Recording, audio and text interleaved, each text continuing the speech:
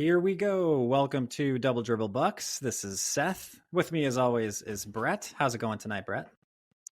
I'm going all right. It's nice to be back after a little bit of a hiatus, so looking to get into some good Bucks talks today. Yeah. Wish we had some more positive things to say about them. Not a great week, I'd say. No, a loss to Memphis tonight, especially when we were winning it several times despite having some people out. I don't know. It's just not a great feeling for Bucks fans, especially casual Bucks fans.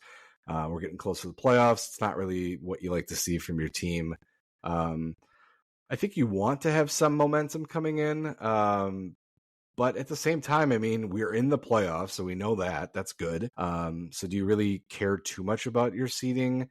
That's debatable. I mean, what do you think? Do you think it's good to have momentum going into the playoffs, or do you think that doesn't matter? I mean, these are the dog days of the NBA, as they say. So there is something to teams not caring as much at this time and just weird things happening, bad teams beating good teams. So I'm not sure how much we should be putting into it. You know, the fact that the Bucks have looked kind of crappy the couple games here. But there is something where I do think you want momentum. I mean, I think that's true for any sport. Like March Madness, basketball, that's kind of a big thing that a lot of people look at how teams are doing as they're entering the tournament. I don't, in terms of like statistically, historically, I'm not sure if that's mattered or not. I know, some teams like Boston right now has the 1 seed locked up. How are they going to finish the season? I would guess that they're going to rest some guys, maybe even kind of play around with different strategies. In fact, trying to blank on his name, the coach of the Celtics talked about how they kept Porzingis in. I forget exactly what the situation was, but like they were getting beat. It wasn't working for the Celtics. I think it was having Porzingis guard out at the perimeter. And he said, Missoula, we kept him out there because we just wanted to hit him to get more reps because he doesn't see it that often. And so we thought this is a good time to have him get some more reps, like basically just practice, kind of see what happens if we lose the game, which they did. I think that was the Atlanta game. Who cares? Yeah. So I wish we had the privilege to do that. But I mean, I think we should care about our seed somewhat because our road record is not good. If we drop to like a 4 or 5 seed or something, yeah, I guess I would be worried. I do want the 2 seed and have the home court as long as possible. Yeah, I agree. I mean, look, you look at the Celtics, like you brought up, they lost to Atlanta. They actually lost to Atlanta twice. But I don't think anybody, and in a short amount of time too, I don't think anybody would say Atlanta is going to beat Boston in a playoff series. That's just not going to happen.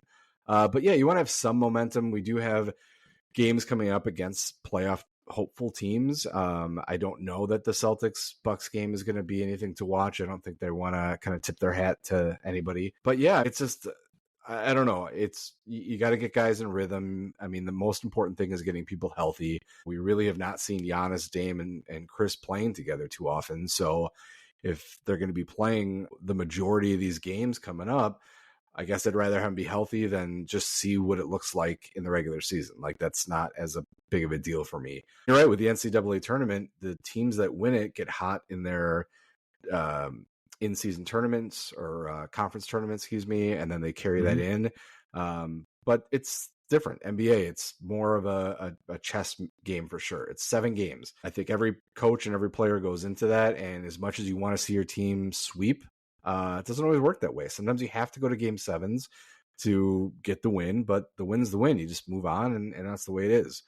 These guys are professional athletes. They're supposed to play lots of minutes. You just can't be flip-flopping just because you want it to be the way you want it to be. I would absolutely love to have the Bucks go and win the next couple games and then sweep every single team on the way to an NBA Finals, but I just don't think there's any team that's going to do that. So I think we just got to take it with a grain of salt a little bit. But with the playoffs coming up, the games that you have watched, what are some things that you're hoping the Bucks do differently or continue as we get into some playoff basketball coming up?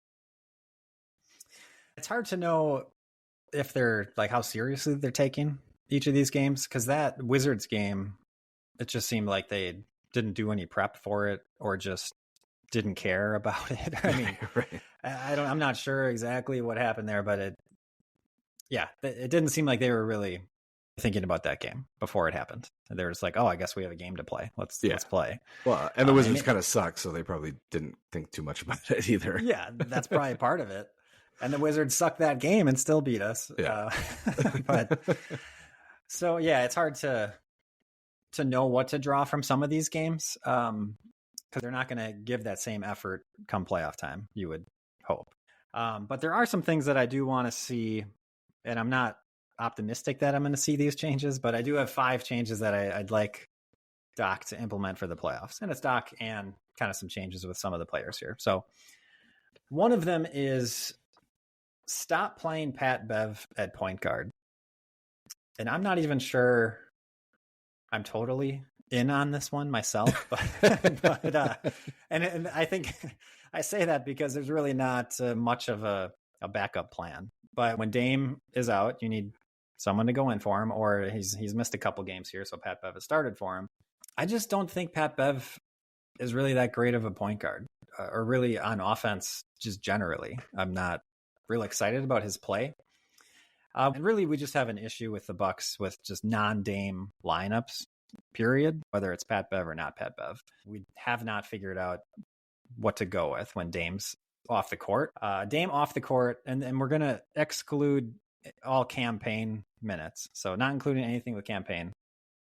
Non-Dame lineups, 1,102 possessions, negative 11.7 rating. So pretty bad. When you look at the ones just with Pat Bev, it's like half of those, and it's negative 12.1, so basically the same. If you have Giannis and Middleton on the court, it's fine. It's essentially 0. It's negative 0.3 right now, so it's not like great, but that's not the problem. And that makes sense. You have 2 very good players. We should be okay. So overall, I just think the issue is Pat Bev. I don't even hate what he's doing. Like, he's not forcing stuff too often, but he'll get in situations where he feels like he needs to do something. He'll drive the lane and either miss a floater or just not know what to do with it. It just seems like he kind of gets caught in a situation he's not like prepared for necessarily. And when he's not doing that, he's just passing it around a little bit too much. Like, he's not a very good playmaker. He's not really making things happen. He'll just kind of pass it off, or he'll look for a mismatch. I kind of like that. A lot of times he'll look for Bobby Portis or Giannis. Maybe they have a mismatch or they just have a good post up, whatever it is. So it's not like I hate the guy, but it just doesn't seem to work when he's out there. The lineup numbers all don't look good. They're all negative with him out there. They're like worse with him out there as opposed to other people. And honestly, I like Pat Connaughton as point guard better than Pat Bev. It goes back to that playmaking. PC will drive with a purpose. I don't think Pat Bev does that. And PC usually is passing it. He's actually not too often. Actually, no, he'll drive and get a layup sometimes. And usually that's strong and it's just straight to the rim and he gets the layups. Or he's going to drive and pass it to Giannis, or drive and kick it out for a 3-pointer. And he just has more purpose out there when he's trying to make plays. And I don't think really he's forcing it at all or taking a bad shot, pretty rarely. So, and other than that too, you can just have Giannis. Like, let's try Giannis point guard. I don't want that all the time. I don't want Jason Kidd back as our head coach, but let's do it sometimes. And maybe actually I'll save that for later. But yeah, what do you take from that? Do you like Pat Bev as our backup point guard? When Dame's out, do you like him starting? What do you think? No, I like Pat Bev on the team. I think he serves a purpose, but I agree. I mean, he's not a backup point guard for us. The problem is I don't know what his role really is. He's had a couple games recently where he's had 20 points, 18 points, but that's not the role I think on the Bucks for him. If he was more of the veteran leader, where it would be like, all right, I can make things happen. I can facilitate the pass to someone that's a better scorer or someone that we want to set up. And as a veteran, if the shot clock is winding down, I know how I can get open for a little quick shot. The problem is I don't see him doing that enough. He seems to be more quick with his own shot. I think when he's facilitating, another play, it happens, but it's a little few and far between. Like you said, PC does a way better job of that. He's seems to play with more energy. He knows that he's supposed to be getting it to the guys that are the playmakers here. There's a little bit about that today that was interesting, is that PC was out there, but he was actually getting open for threes a lot, and they were kind of forcing the ball to Giannis. I don't want to see those situations, and I worry that the nice thing, I guess, with Pat Bev is he's not going to force it. These younger guys are going to be like, well, let's give it to Giannis, because why wouldn't you? So it's nice that he's going to know that, all right, well, that's not always going to be the play. I do wish that we maybe had a Pat Bev type in a different position, like when we had PJ Tucker. We'll go back to that, where he can kind of just be there without running the show. The point guard, you kind of expect to do more. I mean, I think you're dead on with that. I would like to see Pat out there in a more complimentary role instead of kind of leading the offense, which is unfortunately what we've been seeing a lot of recently. Yeah, part of the issue is he's just shooting terribly. Only 31% from mid-range, which I think are a lot of those ones that I was talking about where he's driving and throwing up a little floater kind of thing. So yeah, 31% from mid-range, that's terrible. From three, he's shooting 32%, and he's been shooting 32% for a couple years now. So that maybe that's just who he is now. I think his career number is 37%. So he was a pretty decent shooter, 5+ years ago. So I don't know if it's just a little slump, for a couple of years that he, but he's had good shooting before. But yeah, anyway, but that's part of the problem is he's not making shots. His percentage is really bad. So it just makes him look worse. If he was driving and making those floaters, it would look a lot better. And then there's Middleton too. So, Middleton has kind of been that backup point guard in the past. So he, part of the issue is he was out for a month or whatever. So maybe some of this will naturally kind of solve itself as Middleton is back. You get more Giannis Middleton lineups, and it's not so bad. But especially with Dame out and we're getting Pat Bev starting, it's just a lot of Pat Bev minutes. I really do like Pat Bev. I just don't think he should play that much. So unless he's got a game where he's just, everything's going well in a particular game, but on average, he probably should be playing less. Yeah, I'm guessing. I'm hoping it's more conditioning at this point that he's getting minutes, because when Dame's not there, usually you do have Chris or Giannis or PC bringing the ball up, and so having the ability to have all those people bring it up. You've seen Bobby bring the ball up sometimes. It's not my favorite, but he does it. You can have these types of things. I'm hoping it's just conditioning, and maybe Pat's bringing something different there on the defensive front. But yeah, I don't want to see him starting or getting some, 30+ minutes in these playoff games. But I guess we'll see. Like you said, I don't know if any of these are going to happen, but I'm on board with number one so far. And when we traded for him, I think I said right away, like, Doc's going to play him too much. Yes, you did. He's a Doc guy. There's a lot of history there. Yeah. So yeah, it's probably not going to change.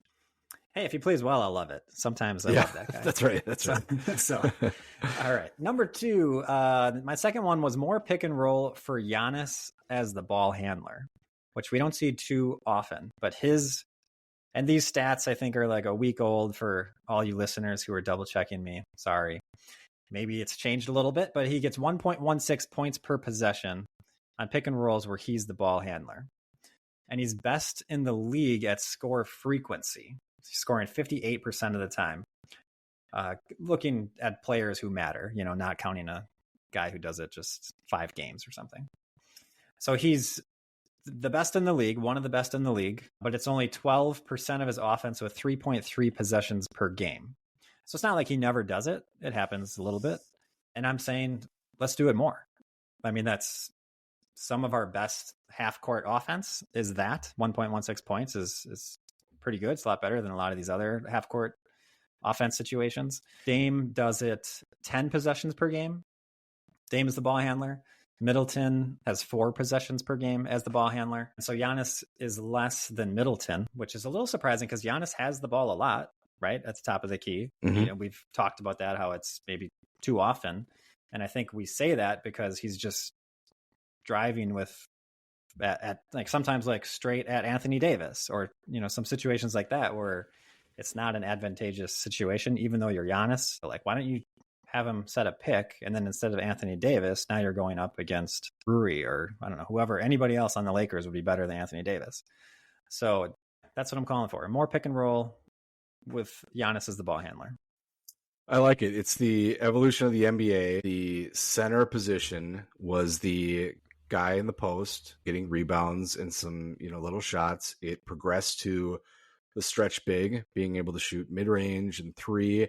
And now you're seeing the bigs that have to be good ball handlers and passers. And the more you watch Giannis, he's becoming an excellent passer. I mean, Jokic is still a different level, but Giannis is fantastic. Giannis has some amazing passes, yeah.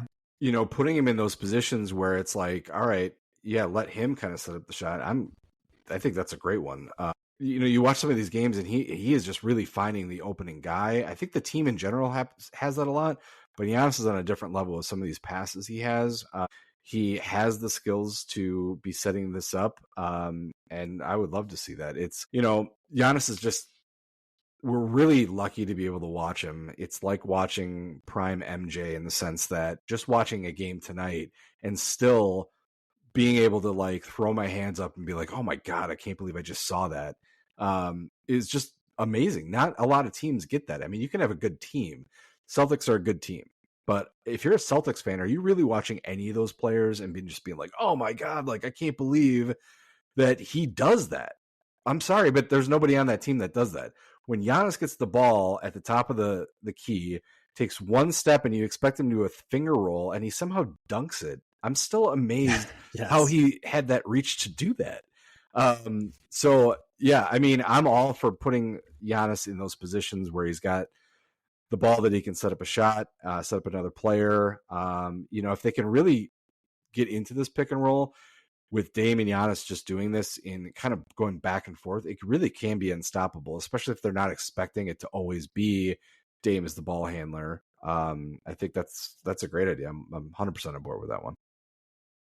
A mini tangent kind of going off of that is just, I wish the Bucks would hunt mismatches more and not just go at whoever happens to be in front of them. And sometimes they even like do the pick and roll when they shouldn't, because they had the mismatch because it was like a semi-transition or whatever it was, and they already have a mismatch. And now they're bringing over the mismatch so that the defense can switch back to how they want to play defense. They're not always thinking in that way. And I wish that they were, especially come the playoffs. I mean, watching LeBron, the past in his career, just be a chess master out there, just managing who's going to set the screen because he wants a specific mismatch and just take advantage of that every single time down the court. I'll tell you who I think is really good at that and who's really bad at that is in the last couple of games, I think Bobby is really good at finding the mismatch. I mean, he's been hot in a lot of these games, and I think it is because he's finding guys that are like, all right, this guy can't guard me. On the flip side, Brook Lopez, who I love, is not finding those mismatches. He sticks to his game. I'm taking the shot here. I'm doing this here. And there's a lot of times where it's like, well, you're getting double teamed by two guys that are almost your same size. That means someone else is open with a mismatch. Like, you got to be able to find that shot. Whereas Bobby is screaming for the ball. Well, actually singing for the ball. Singing. You saw that high. Yeah. And then he's got his, turnaround. He's got a fadeaway. He's got all these shots. He's really doing a great job finding those mismatches. I don't see Brook doing that, but yeah, I mean, if we can find a way to exploit those, it's definitely going to be key in the playoffs. Yeah, and when I say that, I'm really thinking more of Dame and Giannis and just going no matter what. And it's just like, just call someone over and get a pick and try to get a switch. I said Anthony Davis because I was just so annoyed when Giannis went straight to Anthony Davis in the fourth quarter. Just like, why is this happening? Yeah. There's no offense run at all. Giannis comes down and he just goes straight to Anthony Davis, and Anthony Davis like blocks it, or I think he like dribbled it out of bounds that time. All right, moving on to number 3. This I guarantee will not happen. Play Andre Jackson Jr. Just period. Just play him. But really, I think where you want to play him specifically, which we've talked about, is how the Bucks need speed on defense against some of these teams. So if we match up with the Pacers, we're going to need Ajax in there. And there's actually a pretty cool stat, average speed, on NBA.com. NBA.com actually has a lot of pretty good analytic stats on there. And one was at average speed, not including guys who have played just a couple of games. The fastest player in the NBA is Ajax. Wow. I would not have guessed that. Wow. Me neither. That's something, I mean, he hasn't played a ton, but he's played enough you'd think he'd be able to compare to some of these guys. Like you would think on the Kings, what's the De'Aaron Fox? De'Aaron Fox. Is that his name? Yeah. Yes. I would think he would be like number one, actually. That would be my guess. Anyhow, Ajax, number one fastest guy. Another fun fact, the fastest guy on defense, this guy hasn't played that much, but it's Chris Livingston. So I have comments on both of these. So number one, I know you didn't get a chance to watch the game tonight. I was surprised I didn't see Chris Livingston at all. And I don't recall seeing him a lot this year, which was interesting. Who we did see tonight was Ty Washington Jr. He got a decent amount of minutes. The one thing that might give you, I know that we're both big on getting Ajax in there. Doesn't seem like Doc's listening to us. We seem to have the perfect plan for it. The one thing that maybe gives me a little hope today. So Ajax got some decent minutes. I don't know what the final one was, but he was out there a good amount. After one series, he came out and Doc had the clipboard and stood there and went over some things with him before he even sat down. And in fact, Lisa and Marcus were talking about, they're like, look at this. Like, you don't really see a veteran coach grabbing a rookie and being like, let's go over something. And I'm hoping that's, like, he didn't have to do that. He could have just been like, that didn't work out, go back on the bench, rookie. Like, that's not the way it works. But he took the time to draw something up, show him something before he sat down.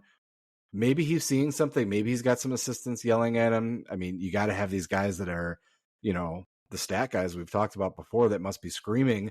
We can't be the only ones that know now that Andre Jackson Jr. is one of the fastest guys in the NBA. Someone on the Bucks staff has to be yelling at Doc, being like, this is what we need. I would love to see it. I don't know. I mean, Doc just doesn't seem like the kind of guy that he would trust a rookie during the playoffs. But, interesting enough tonight. So AJ Green it's in his second year.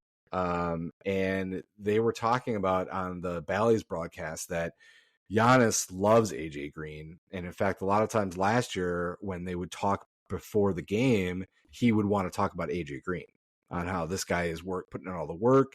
He's got a great shot. And I think Giannis potentially was a big reason that AJ Green gets some solid minutes, that maybe we'll see that coming for Ajax. I mean, I hope so. He really brings a lot on defense. Yes, maybe he could be a liability in some other things tonight. He had a wide open layup. He missed, got his own rebound, missed it again. Okay. That was, I immediately screamed out. I go, if you're going to get these minutes, you got to make that. And I think he was shortly after that he came out. But I'm, again, not surprisingly, all on board with number 3 here. And it's really just looking at what the matchup is. I don't necessarily think we need to play Ajax every single game, or no, he needs so many minutes, but he is an option on the bench that we've seen play real NBA minutes and have an impact. And we're not handling these quick teams very well, like the Pacers, who we might match up with. And it's just like, you need a plan there. If he's going to play, who's not going to play? Someone has to sit on the bench. For me, I'm looking at Crowder mainly, and these matchups. And like Gallinari just doesn't need to play. Yeah, I just don't think he should play at all, ever. So I don't even think he's terrible. I just don't think he adds anything to it. And I'd rather, I don't think Gallinari has an impact. I mean, he had a really good play today, but I'm not going to use that to defend him. I mean, he had a really great hustle steal that led to, a great basket. But I mean, I agree. Gallinari is going to be a guy for like the Celtics series, in my opinion, someone that is going to help maybe get some threes. He's going to have some size to maybe help with some situations. I feel like he's going to have no purpose if we play the Pacers. He's going to have no purpose if we play maybe even Orlando. But some of these, smaller, fast teams, like, that's not him.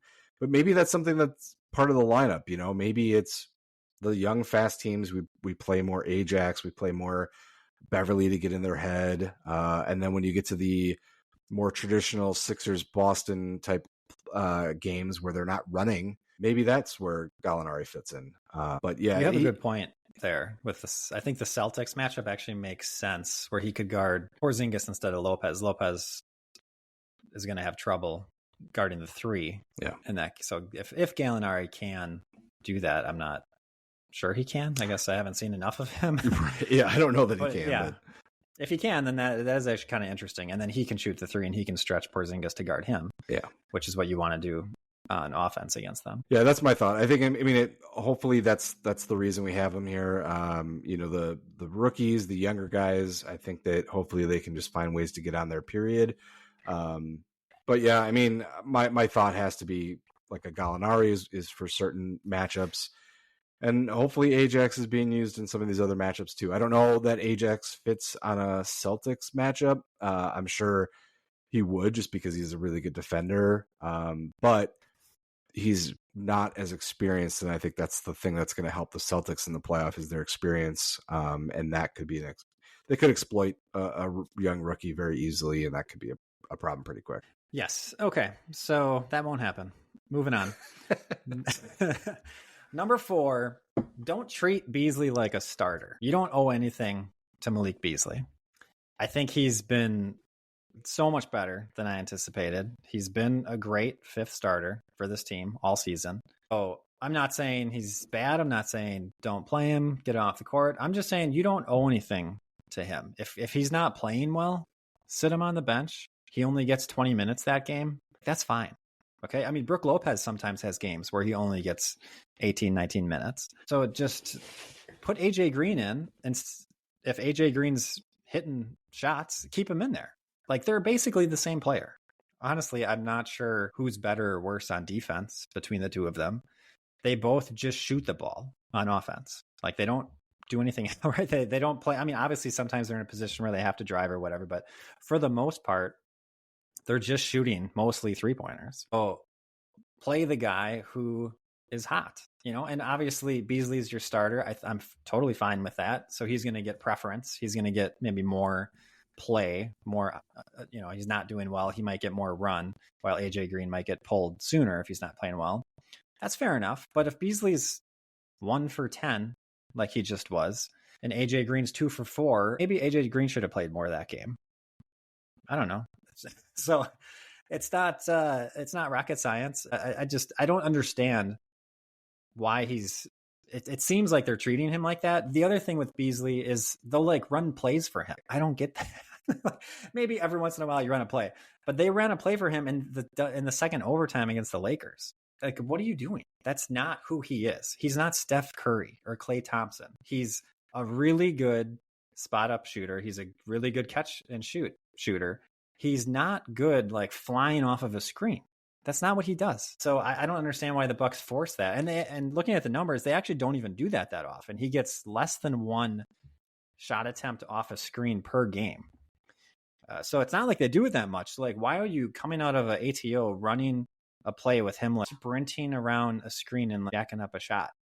He shoots 36% with that play. I just don't understand why you would do that in the second overtime. But my main point is he gets paid the minimum. He's not a star player. You don't owe him anything. If he's not playing great, sit him on the bench. You don't have to show that he's so special. He's just another guy on the team. Yeah. Well, first of all, I thought you might have some takes that I was not going to agree with, but I mean, you're hitting them. You're nailing them so far.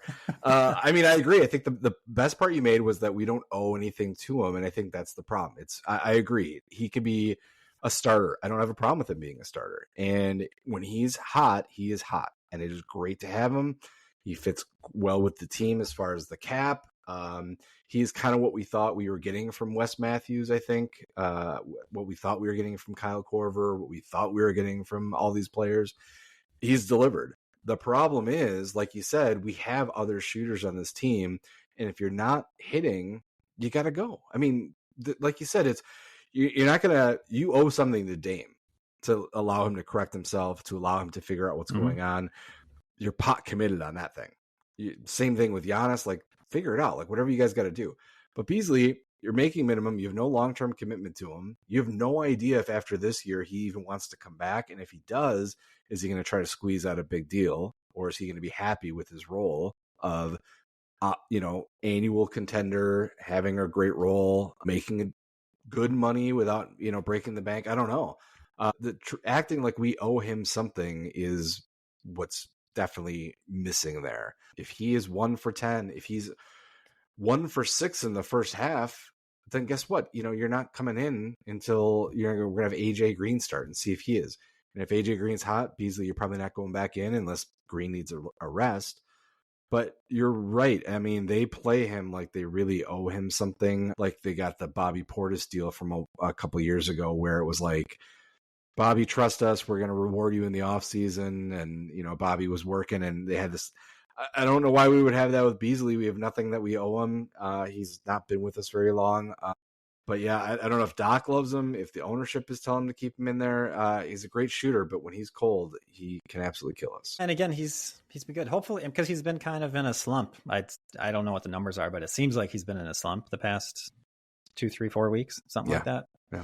So hopefully that turns around for the playoffs. My last one that I had was, I think they might do this, is try some small ball with Giannis.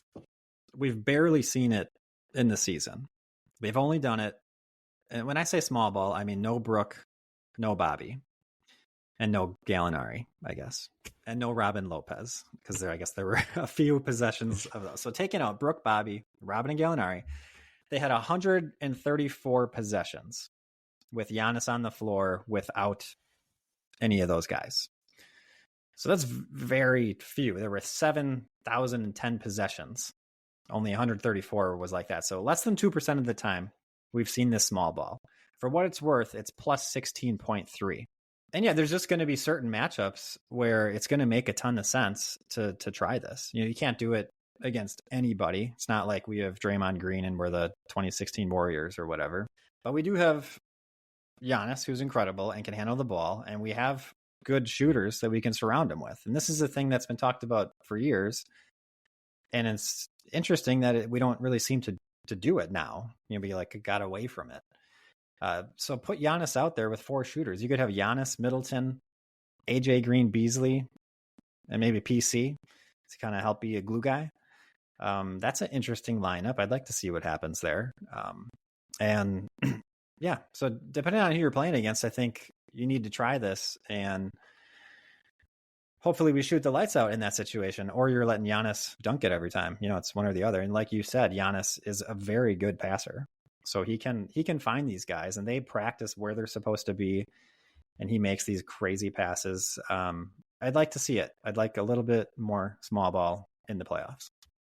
Yeah, it'd be interesting to see if they give it a shot. It's funny because looking at the team even tonight, I don't feel like we're a big team. I mean, we have a 7-footer in Brook, 6'10" in Bobby, and Gallinari I think is 6'10". But I don't include Giannis in that because he's just his own thing. It's not that big. I mean, we do have a lot of, Chris Middleton is deceptively tall. Crowder's deceptively tall. But it's definitely something that, our identity is not going to be kill you in the paint like some other teams for sure. But yeah, I'd be interested in seeing that. I mean, look at Denver. A lot of times they have Jokic and then everybody else around him. I mean, if you could have those situations where if you do Giannis and some shooters, if Giannis needs a breather, put Bobby in. Bobby can kind of handle that role. I mean, he's obviously no Giannis, but you still have the shooters. Bobby just plays a different role in those situations. I'd love to see it. The problem, of course, is if we are not on with our shots, that could really get away from us. It also depends if they go big when we go small. We either absolutely kill them or they kill us, and then you kind of fall apart. But it's a good idea. I'd like to see it. I'm on board. If the matchup's there, I feel like they will do it in the playoffs. I think they don't do it in the regular season because they don't want Giannis to guard the opponent's center.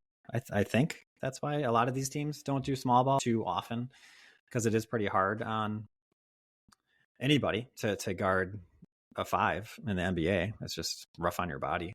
So perhaps that's why. But it is a pretty interesting look that we really haven't seen much at all. And maybe it's a solution to the non-Dame lineups. Like I said, we've had issues with those non-Dame lineups. Middleton needs a rest, and you got to figure something out with Giannis and 4 guys who are not Middleton and Dame. Maybe that's when you try it as well. So we'll see. But those are the 5 I got. Do you have anything that you were thinking that they should do? I didn't have anything to add. I think my favorite take of yours is definitely the Beasley one. I think you honestly, that was the most dead on thing of stop acting like you owe him something. He's a great player. Nobody has a problem with him starting. No one has a problem with him being out there. But yeah, there are games that you can be 20 minutes or less if you're not on. Like, you have to know that's why you're in on a veteran minimum deal, is to go out there and shoot. And for the season, you're living up to it. But everybody has games where they're off. We don't owe you any reason to see you try to correct it. We do want to see Dame or Giannis try to correct it. But, look, if you're off, you're sitting. And you got to figure out for the next game. And so, I mean, that was the one that I was dead on. I'd like to see Doc do it. I think Doc has the voice to be able to stand up to some of these guys and be like, this is the way it's going to be. I just hope I see it in the playoffs. I wish I had some Doc stats to know about his style in the playoffs. Does he stick with certain lineups? Is he big on changes? I mean, that was always our knock against Bud, that he would never make a change. I'm hoping that we can get more from Doc this year and see some changes that make us go deep. And as we know, the playoffs are pretty matchup dependent. Who we play really could make a difference. And in that first round, there's a few different teams that we could be playing. Let's just say if it were the Heat, the Pacers, or the Sixers. Let's just say of those three teams, who would you prefer to play? Well, I definitely don't want to play the Heat. I'll just throw that out there. That's not going to be, even with the Heat having an off year, I don't want to see them. I can't imagine anybody wants to see them. I think it's going to be one that I'm going to have to say the Pacers for a couple things. Number one, the revenge factor. They absolutely owned us this year. They got real cocky about it. Halliburton doing the Dame time. They were just acting like, oh my God, we're the next greatest team ever because we just own the Bucks all season. So to kind of be able to have the Bucks go and kind of knock them down a peg and just absolutely destroy them would be ideal. I'd love to see that. From a matchup standpoint, I mean, the Pacers just haven't been playing very well. They're definitely a small ball team.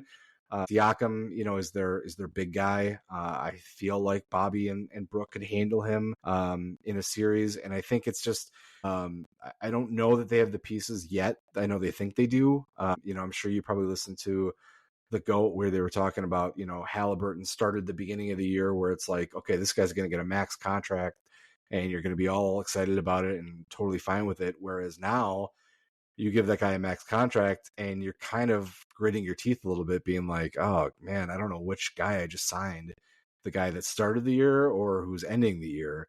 And, going to that momentum piece, I don't think the Pacers have the momentum right now. I feel like they're starting to fall apart. They may have messed up with their team chemistry or something.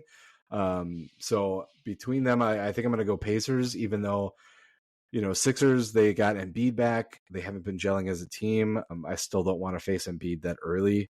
He's just too good. Whereas the Pacers, I think, might be a little bit of posers going into this one. I mean, they're still a good team. Not somebody that I think we're going to sweep, but I just don't have the same fear for them going in there, and I'd like to see some revenge. Pacers do seem like a different team now than, November, December. Halliburton was just playing like MVP. Then he got hurt, and they haven't really bounced back since then. And yeah, I guess Siakam, like you said, maybe the chemistry just isn't jiving over there. Yeah, whatever it is, they have not been playing well the past month or two. I'm still like a part of me wants the Heat just to face it head on. If we play them in the first round again and they beat us again, it's just like, we're not good. We're not good enough. Yeah. There's a problem there. You have to beat everyone eventually if you want to get to the championship. Part of me wants to just take it head on, and I think the Bucks might be, mentally ready for that more so. They should be mentally ready for anybody. But if it's the Heat, I think they're not going to be surprised. But they're not going to let them surprise them. They're going to take them seriously from day one, even though let's say they're the 7th seed and the Bucks are the 2 seed. I don't think that's going to matter this year. Hopefully that doesn't matter no matter who we play. That last year taught us to take everybody seriously no matter what. Because if it's the Sixers with Embiid could be a 1, 2, 3 seed. Without Embiid, they're barely making the playoffs. So yeah, they're kind of a weird 7-8 seed because they're getting their best player back right as the playoffs are starting. So that's kind of, honestly, I feel pretty good if we were to play the 76ers. I'm not really afraid of them, but maybe that's why I should be.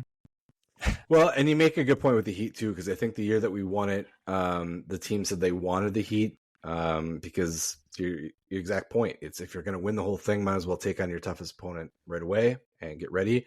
The other thing is, I'm on the side where it's like, well, I don't want to see the Heat. They've been too much of a handful for us in the playoffs. Look what they did last year. But last year we didn't have Giannis for 2.5 games. I mean, he got hurt, halfway through a game and then missed 2 more.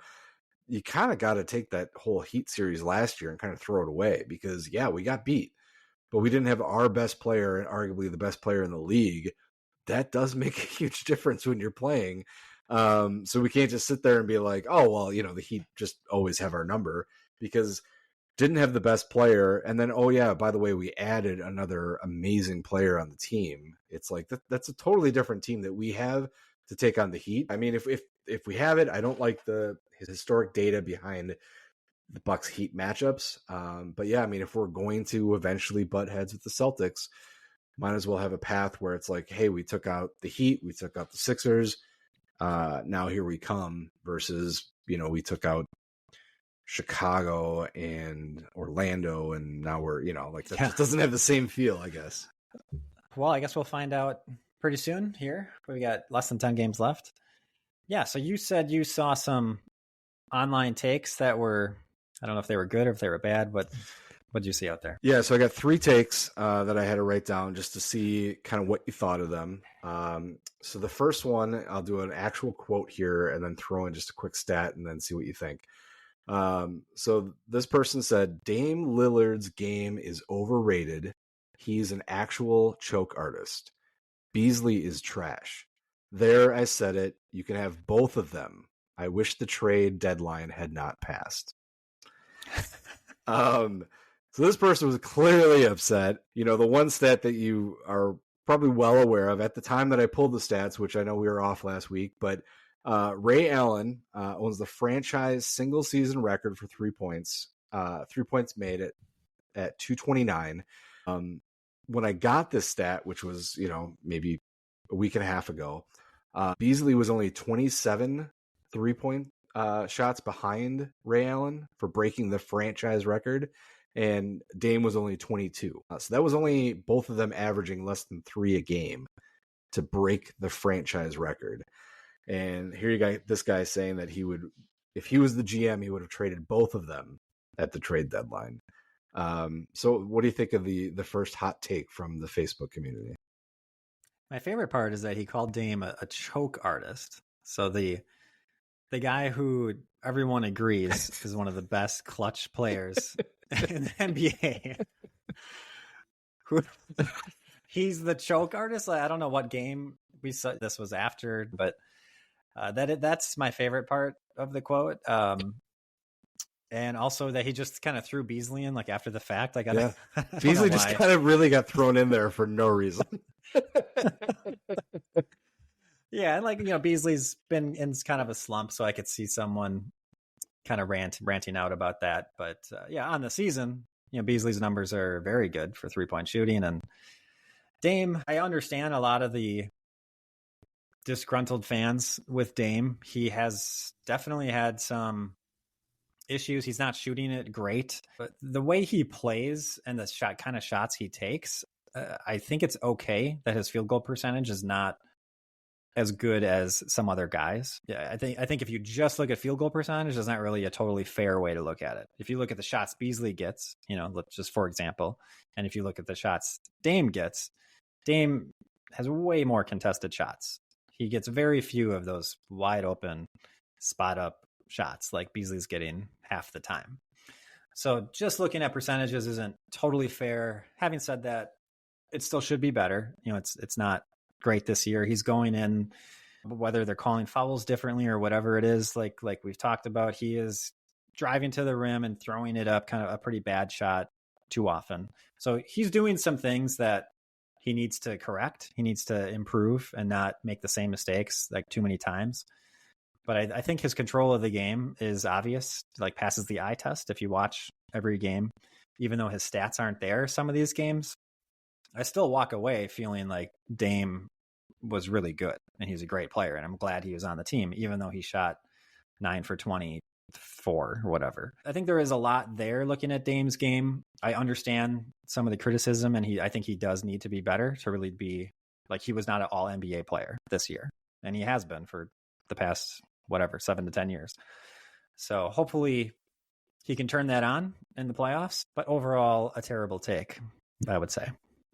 Yeah, I think this is definitely from a casual fan that, you hear Dame Lillard coming in and you're expecting him to be putting up 50 points a game, and, Dame and Giannis alone are putting up 100 and everybody else is just figuring it out. Yeah. It's also the casual fan that like, oh, Beasley sucks. He's only shooting 45% from 3-point land. It's like, okay, do you understand how that stat works? Like, that's really good. I know 45% doesn't seem great to you, but in the NBA, that's awesome. So, yeah, I agree. Bad take. Definitely going to call it up as a casual fan.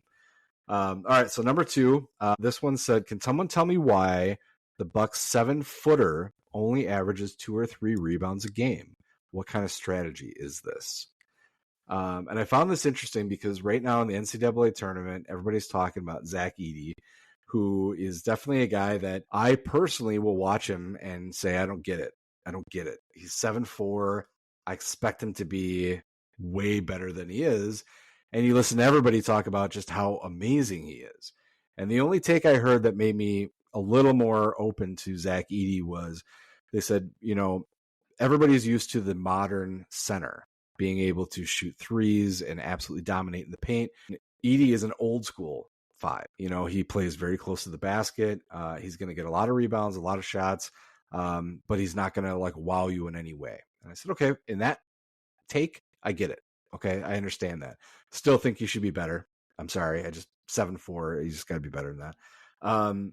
So from the perspective of this person who says that our 7-footer Brook Lopez only averaging 2 or 3 rebounds a game, and I don't know if that stat's exactly true. I think they're expecting a more traditional center. I think when I look at Brook Lopez's game, I don't see him as a rebounder. I think that if he was going to get a double-double, I would expect it to be points and blocks or points and assists more than points and rebounds. So, take 2 is Brook is failing by only getting 2 or 3 rebounds a game. And what do you think about that one? I think it's a fair take. I've heard people complain about him not getting enough rebounds. He gets, for the record, 5.2 rebounds per game this season. I think the reason for it is the way he plays defense with the drop coverage and then protecting the rim and going for a lot of those blocks. So he'll go for the block and someone else will get the rebound, is my initial take on it. Maybe that's totally wrong. That's my thought on it because, yeah, he is 7 feet tall and he's playing center position. He's right there, at least on defense. I think on offense, you can explain it away with a lot of times he's on the perimeter, making space for Giannis, being able to shoot the 3. So he's not always by the rim on offense. I think that part makes sense. The defensive part, I think it's just the strategy of how they play defense. And he is a really great rim protector. He gets a lot of blocks. He gets 2.4 blocks per game. So I think that's why it's not, 8 or 9 rebounds like you might expect. And he plays an average of 31 minutes. So I guess that is a decent amount. I mean, some games he's only getting like 20 minutes. So depending on the game, it might be even fewer rebounds and someone might complain. And it's like, well, he actually sat the whole fourth quarter because of the matchup or whatever. So yeah, a combination of not quite as many, he's not getting 36 minutes a game and playing that rim protection, I think just takes some opportunities away. Yeah, I mean, I get the take, but again, it's got to be a casual fan that expects a 7-foot center to be getting a lot of rebounds for a team. When if you actually are watching the game, that's not really exactly what his role is. It's rim protector, and when you're going to do that, you're going to get almost 3 blocks a game. You're going to have to miss out on some rebounds.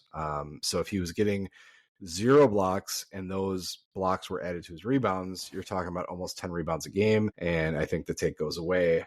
Personally, I'd rather have the blocks than the rebounds, and I think most people would too. I mean, this one wasn't bad. I get it. I think it was a fair one. So down to our third and final one that I was able to get. If we still had Grayson Allen or Donte DiVincenzo, we'd be absolutely loaded. Loaded. Wow, really? Those two guys are having great seasons, especially shooting the 3-pointer. Obviously, much better than they had with the Bucks. So, would they have the same numbers on the Bucks as those teams? What is their role and all that kind of stuff? I mean, we have Beasley, who's shooting very similar numbers to what those guys are shooting. Like, how many guys can you even have like that? We have AJ Green, who doesn't get that many minutes, who is also shooting basically that same percentage. So I'm not sure what we would even do with them if we have them. Can we? I guess that's your Giannis and 4 small guys lineup is those 4 guys. I think part of it's just you can't have everybody. Sorry, and we do have really good shooters on the roster. Why don't you fall in love with the guys that we do have and just forget about those guys? Yeah, I think, a quick bold take is that I think Doc might be coaching his most talented team ever. If you look at some of the old teams he's had, I think this might be it. It's an interesting take because, Grayson Allen is having a career year in Phoenix, and Donte DiVincenzo is doing an excellent job in New York. But the problem is they both were on the Bucks. They both had the role that they couldn't fulfill. And then Beasley came in, and Beasley is fulfilling that role better than they did. So, if it's like, okay, well, would you rather have Grayson Allen or Beasley? All right, well, we've already tried that. And Beasley's turns out to be better. And, we tried to make Donte a starter multiple times. He won a ring and with a big poster in the Deer District as him as our starter. I don't even know how many games he started, but it was like he just didn't fill a great role, and he was hurt and he just couldn't figure it out. I'm happy that both of them are doing something on their respective teams, but it's just an odd statement to make because it's like we've already had them. They couldn't fill the role. I think they found their niche where they're at, and I think bringing them back to the Bucks, I think it's just a bad take. I think it's frustration with Beasley. I think it's frustration with something about the team, but I don't know. I don't like it. We've already tried it, and we know what it looks like. So I don't know why you'd go back to the well on that one. Yeah, Donte and PC basically had the same role at that time, and I wouldn't say they were competing, but they filled the same role. They essentially were the same guy. They were redundant. And DiVincenzo got hurt multiple times, and he got hurt that championship season, and PC really took off and just kind of he took the role away. It's like it's his. Now it's PC's. Yeah. So that's why we didn't have Donte. It's like, why would we also have him? We had PC who took the role. He was awesome, and we don't need another guy that's the same guy, basically. And Donte was not a 3-point shooter at that point. It's not like he didn't shoot 3-pointers, but he certainly wasn't someone who you think of as just put him out there to hit 3-pointers. Like, that's not who PC was or is. And it's not who Donte was. So this year, all of a sudden, he's playing really well and hitting the 3 like 45% or whatever. That's a surprise and good for him, but I would not have ever expected that. And Grayson Allen was just not good for us in the playoffs multiple years. Sorry, but we had to. I definitely wanted to move on from him. And who knows what he'll do in the playoffs for the Suns? Let's see what happens there. But he did not. I think he had one good series against the Bulls, maybe, but he was really a letdown in the playoffs, both 2 years in a row, and never shot it as well as he's shooting it this year. So I'm happy with what we got, and good for those guys for having awesome seasons. Yeah, and it's interesting too that Grayson Allen is having the year he has when he is on a team with such great shooters. I mean, yeah. Bradley Beal isn't what he used to be, but Bradley Beal, Kevin Durant, and Booker, and Grayson Allen is still lighting it up. Like, that shouldn't make any sense. So, I mean, yeah, good for them. And, we'll see. Yeah, playoffs is really what matters. Beasley, I think, has more experience that he brings, and hopefully that'll mean something. Maybe DiVincenzo just likes playing on a bigger stage. Villanova, New York. He's got his Villanova guys. Yeah. That's just what he needed, I guess. I don't know. I could see why people would say that. You just can't have everything. Yeah. You're always wishing for what you used to have. Too greedy. Yeah. So one more thing I had is I saw an interesting take online, and I just want to get your opinion on this. It's 4 scenarios for you, and you could pick your best. It's if a classic superstar joined a current NBA team, who would be better off? And this is what they came up with. So I'm going to give you 4 scenarios that I want you to pick who you think is the best upgrade.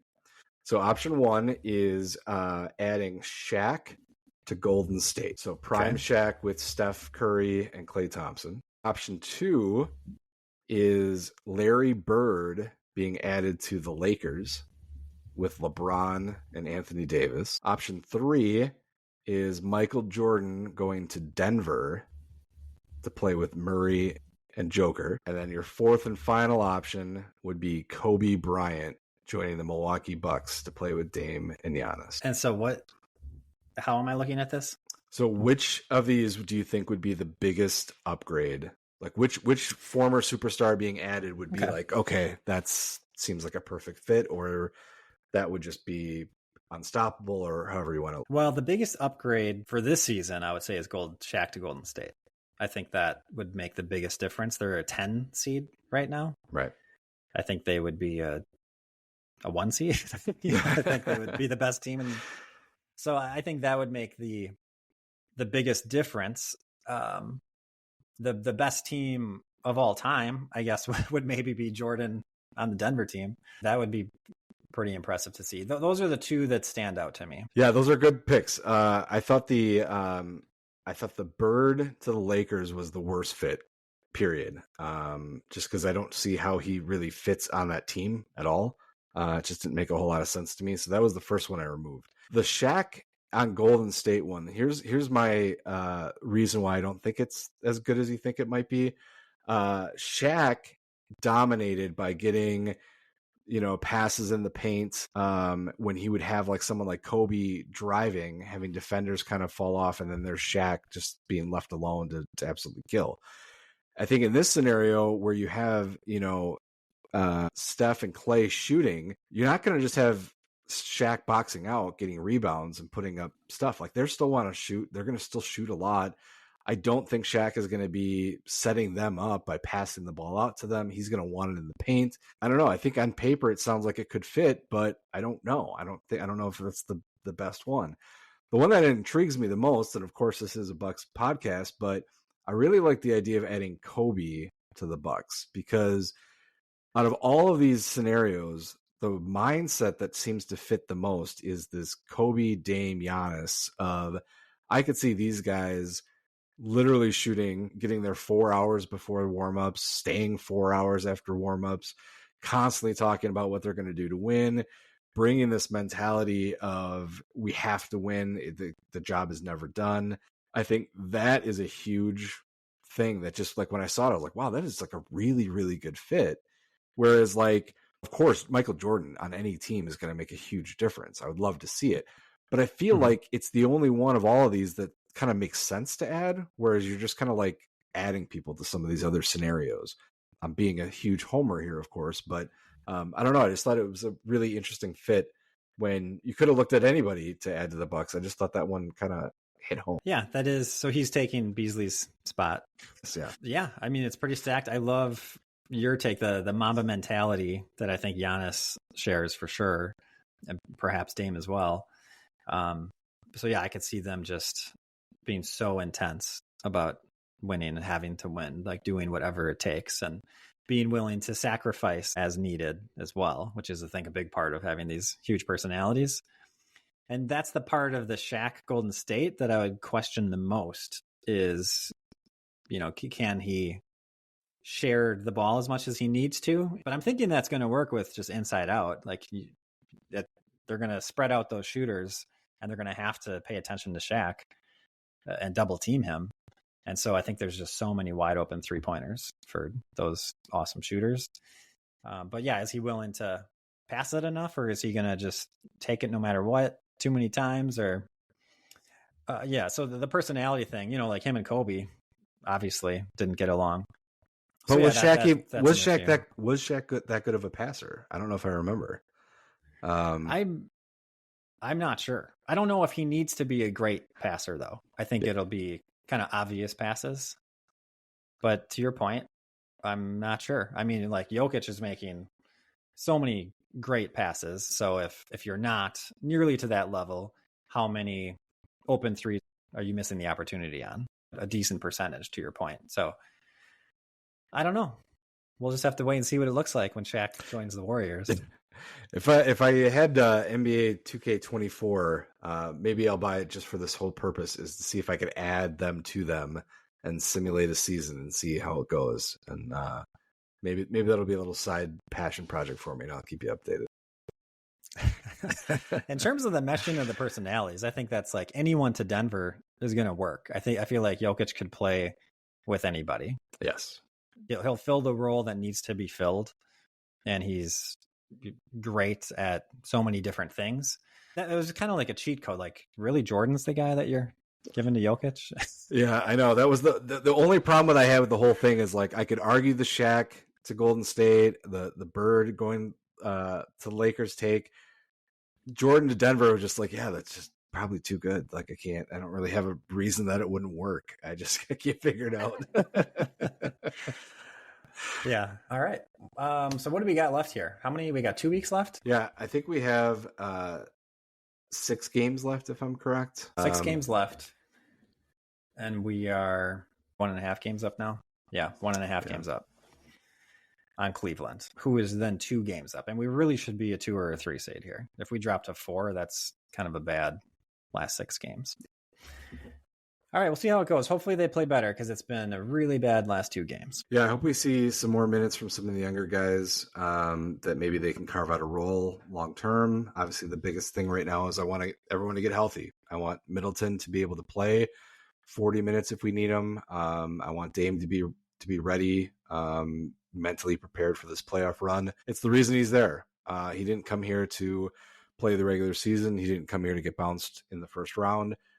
He's expecting a deep run. I think we can do it. Giannis is in rare form. I think he's got everything that he needs. So yeah, hopefully these last couple games, we just kind of get some more minutes, some more better conditioning, and get ready for the playoffs that'll be here before we know it. All right. On that note, thanks for listening. You can email us at doubledribblebucks@gmail.com. Send us some questions. Like us, subscribe, whatever podcast platforms you listen to. And you can follow us on Twitter at @DDBpod. All right. Until next time, go Bucks.